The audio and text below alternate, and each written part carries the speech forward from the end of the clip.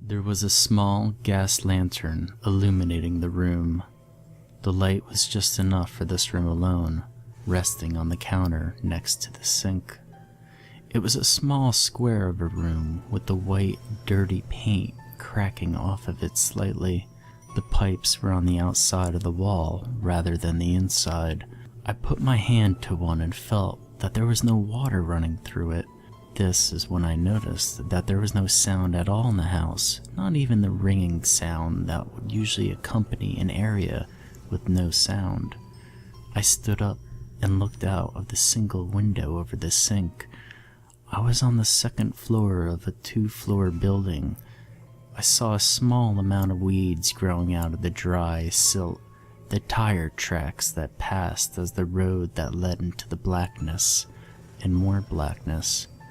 I saw no sky, just about 20 feet of ground being slightly lit by the lanterns hung around the sides of the dirty white house.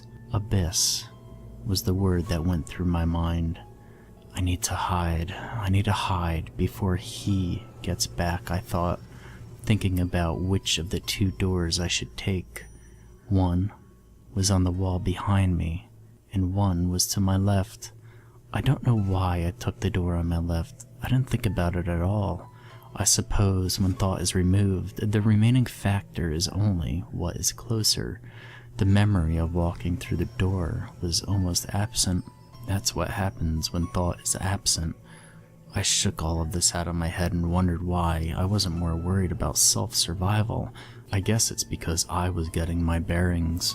The new room was almost identical to the last. However, there was considerably less light in this room. The only light was another smaller gas lantern sitting under the top of a splatter of blood. A knife was sticking out of the center of the blood pool. Just as I saw this, lights flooded in through the 2 windows above the counter. I noticed that there were cupboards under this counter, and I thought for a moment about hiding in them. That's when I saw the flies. It was impossible to tell how many. One moment it looked like 2, another it looked like 8. The buzzing, swirling chaos accompanied by the smell and the fear made me useless to do anything but press my back into the door behind me. I caught a glance of cabinets on one wall and the door I entered through on the opposite wall. Too late, I thought, as I stumbled out of the room and onto the balcony. All I could hear now was the rumbling of the pickup truck as it slowed nearing the house. I looked around, trying to stay calm. The balcony at the back of the house was nearly completely dark, with stairs to the left of me leading downwards to the ground.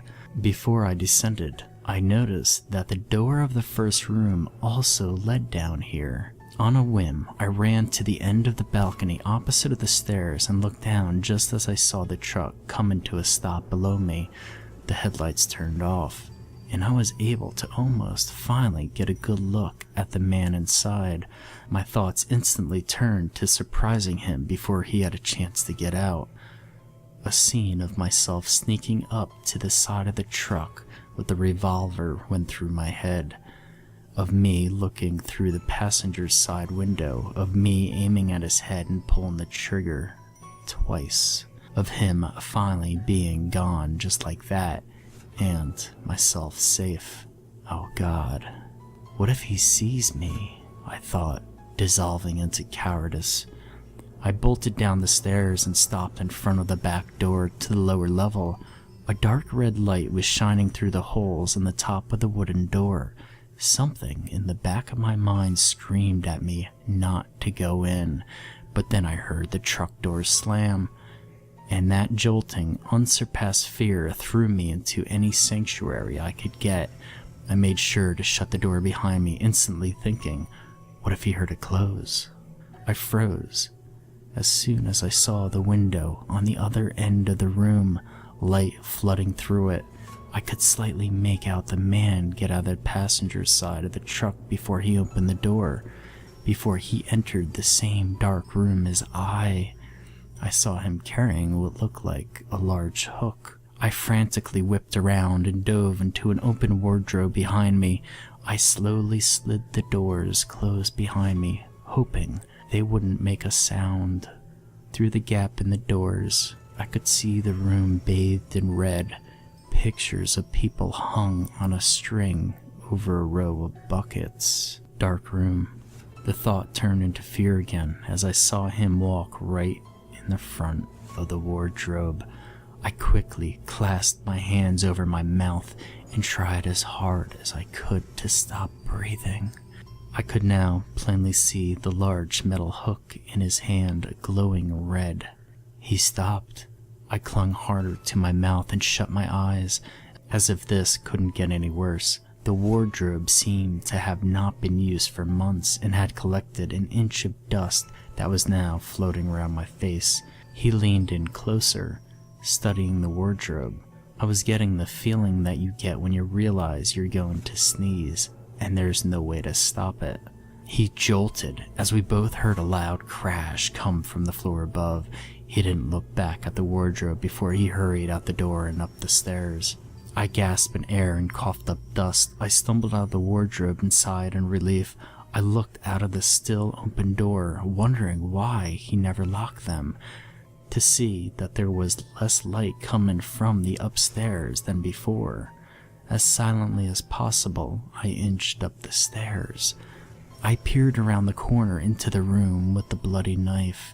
He was standing over the broken lantern and hanging the hook from a chain on the wall. He lit a new lantern from the cabinets on the wall, lighting up the room much better than before. He then opened the cupboard with the 2 flies buzzing around it to reveal a slaughtered pig wrapped in plastic. Damn, he cursed at the sight of the spoiled meat. He slid the knife out of the crevice in the countertop and went to work on cleaning the blood up with a stray rag. As silent as death, I put 1 foot into the room. He got 2 notes out, what I dreaded would be a working tune, before he whipped around to see me. I shoved the knife I had been holding into his throat. He gurgled and flung himself around the room until I stabbed once more at the base of his neck. I sighed in relief again and lurched down over him. I sliced out his tongue, put it in my pocket, and took the truck keys from his pocket. I stood up and walked out of the room, jumping a foot away when I stepped on a creaking board. I laughed at myself and walked down the stairs.